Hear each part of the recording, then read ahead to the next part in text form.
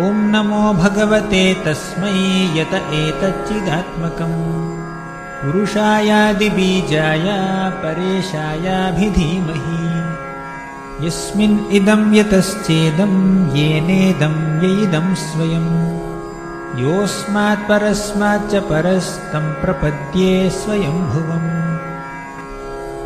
यः स्वात्मनीदं निजमाययार्पितम् क्वचित् विभातं क्व च तत्तिरोहितम् अविद्धदृक्साक्षिभयं तदीक्षते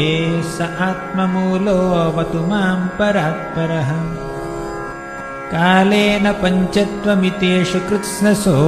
लोकेषु पालेषु च सर्वहेतुषु तमस्तदासीद्गहनं गभीरं यस्तस्य पारेऽभिविराजते विभुः न यस्य देवा ऋषयः पदं विदुर्जन्तुः पुनः कोऽर्हति गन्तुमीरितुम् यथा नटस्याकृतिभिर्विचेष्टतो दुरत्ययानुक्रमणः समावतु दिदृक्षवो यस्य पदं सुमङ्गलं विमुक्तसङ्गा मुनयः सुसाधवः चरन्त्यलोकव्रतमवृणं वने भूतात्मभूताः सुहृदः समे गतिः न विद्यते यस्य च जन्म कर्म वा न नामरूपे गुणदोष एव वा तथापि लोकाप्ययसम्भवाय यः स्वमायया तान्यनुकालमृच्छति तस्मै नमः परेशाय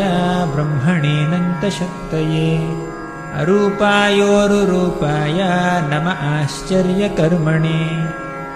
नम आत्मप्रदीपाय साक्षिणे परमात्मने नमो गिरां विदूराय मनसश्चेतसामपि सत्त्वेन प्रतिलभ्याय नैष्कर्म्येण विपश्चित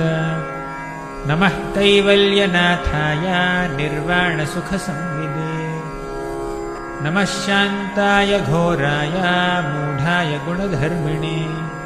निर्विशेषाय साम्याय नमो ज्ञानघनाय च क्षेत्रज्ञाय नमस्तुभ्यं सर्वाध्यक्षाय साक्षिणे पुरुषायात्ममूलाय मूलप्रकृतये नमः सर्वेन्द्रियगुणद्रष्ट्रे सर्वप्रत्ययहेतवे असताच्छाय योक्ताय सदाभासाय ते नमः नमो नमस्तेऽखिलकारणाय निष्कारणाय अद्भुतकारणाय सर्वागमाम्नाय महार्णवाय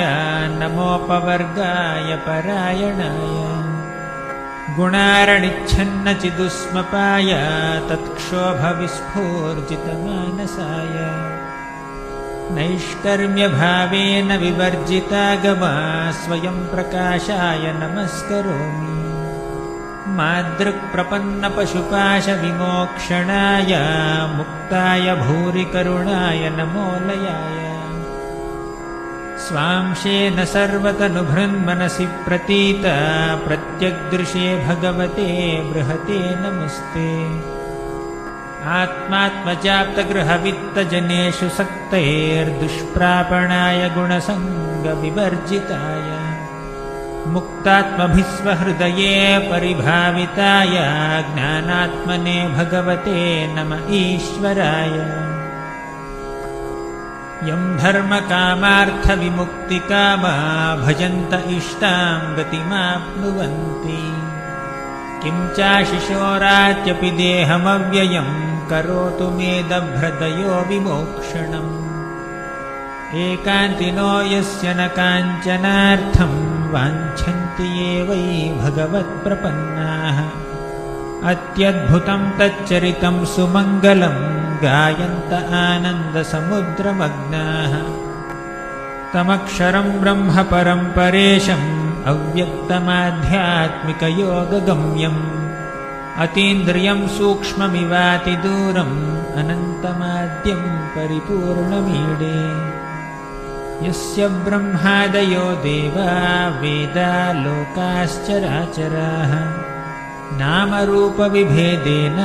फल्व्या च कलया कृताः यथार्चिषोऽग्नेः सवितुर्गभस्तयो